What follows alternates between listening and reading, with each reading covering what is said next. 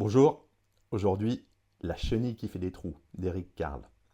Alors ça va être un livre qui pourra être lu, entendu, que vous pourrez mettre à vos enfants.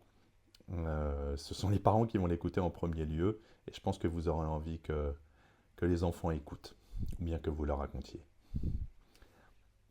Il a été publié en 1969. C'est, pour tout vous dire, en fait, j'en avais jamais entendu parler, je suis tombé dessus. C'est très court, c'est très simple. Et pour vous donner une idée, je crois qu'il a été vendu à plus de 40 millions d'exemplaires. Donc, petit succès. C'est devenu un classique de la littérature jeunesse. Voilà. Le récit suit une petite chenille affamée qui traverse une semaine entière en mangeant une variété d'aliments, grandissant de jour en jour jusqu'à se transformer en un magnifique papillon. Ça, c'est le pitch. Le livre commence un dimanche, lorsqu'une minuscule chenille éclot d'un œuf sous les rayons du soleil. Dès sa naissance, elle est affamée et commence à chercher de la nourriture.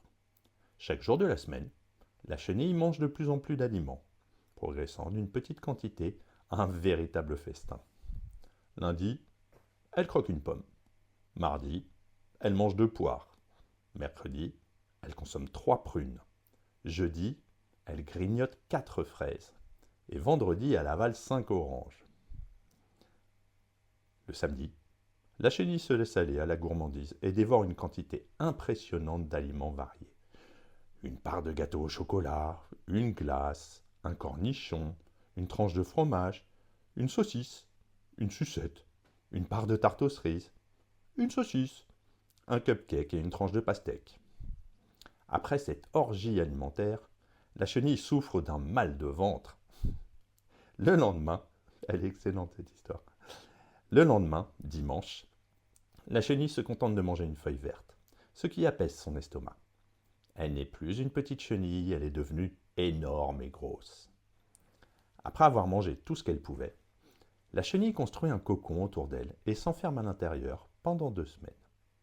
Lorsqu'elle sort enfin, elle n'est plus une chenille, mais un magnifique papillon, coloré et éclatant. Donc le livre utilise une structure répétitive, cumulative, qui aide les jeunes lecteurs à suivre et à anticiper ce qui se passe, renforçant l'apprentissage des chiffres et des jours de la semaine. La progression de la chenille, de son éclosion à sa transformation en papillon, illustre le cycle de la vie et le processus naturel de la métamorphose.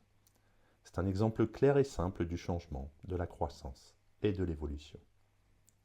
Les illustrations vives et texturées de Carle, l'auteur, réalisées en collage de papier, sont tout aussi importantes que le texte, apportant une dimension tactile et visuelle qui fascine les enfants. Chaque page est percée d'un trou, symbolisant les aliments que la chenille a grignotés, ce qui ajoute un élément interactif au livre.